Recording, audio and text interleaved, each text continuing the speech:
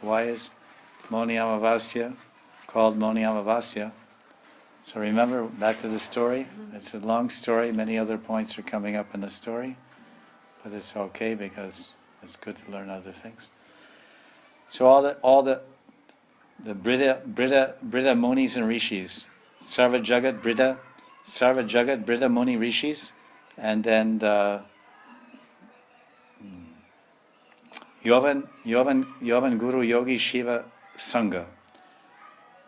All the oldest, all the very, very old wise sages and rishis like Angira and Agatsya and Bhargava and Palatsya and Devala and all these different great rishis from the universe, very ancient sages, hundreds and thousands of years old, and even Chiranjeevs, live forever practically, like Lomasa Rishi.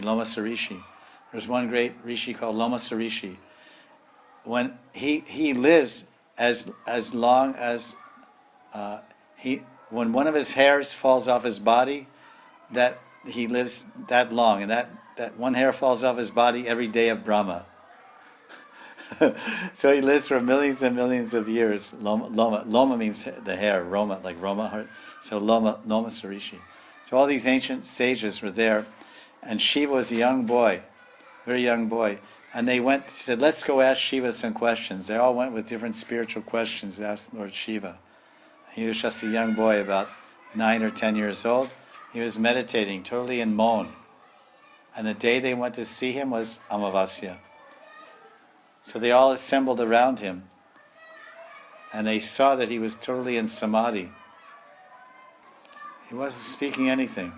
And they're all looking at each other and say, we should not disturb. He's in Samadhi, deep meditation. Let us just sit for some time. So all the rishis and sages agreed to sit there, totally silent. No one's speaking, and no one's disturbing the Balak Shiva, Dakshineshwara, the young boy form of Shiva, in meditation on Kailash. So after about 1 hour, the rishis were looking at each other. They were all looking at each other, and they're speaking through their eyes.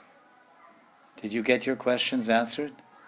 And each one said yes. They would say yes. And then they would look at each. And one was taking account, and all the rishis were looking at each other and saying, "Yes, our questions were fully answered," even though Shiva didn't speak anything, and we didn't voice or speak our questions. So then they all left. So then at that time, all those sages said, this day, because the day that we met Shiva was in Magh Mas, it was Amavasya. So he said, this day should be known as Moni Amavasya. So that's how the Amavasya in Magh Mas, which comes every year in January and February, dark moon day, where there's no moon visible in the sky at night. That's why it's called Moni Amavasya, because of this history. That Lord Shiva answered all the questions of the students and all the they're very old rishis. I mean, he was only a young boy, but by the power of his tapabalam, his austerities, and by the power of his bhakti, his Ram bhakti, and the power of his purity, without even speaking a word, just by silence, he answered everyone's questions, and he satisfied everyone's hearts, and he fulfilled everyone completely. So this is what I'm explaining. This story explains how the Indian gurus, traditional Indian gurus, they teach in two ways, through their Vani or through Maun, through silence. Disciples come, you have any questions? Okay, keep quiet, be quiet for 10 minutes. So then you mentally ask a question, the guru is quiet for 10 minutes, then he says, okay, you have your answer? He says, yes, I have the answer.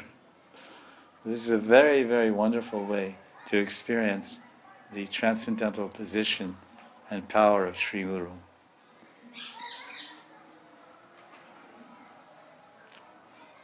But the Guru knows the questions, or Paramatma gives answer, how it works. Everything is arranged by Krishna. The Guru is knowing, and the Guru is answering, and your receiving, and your understanding is all arranged by Krishna.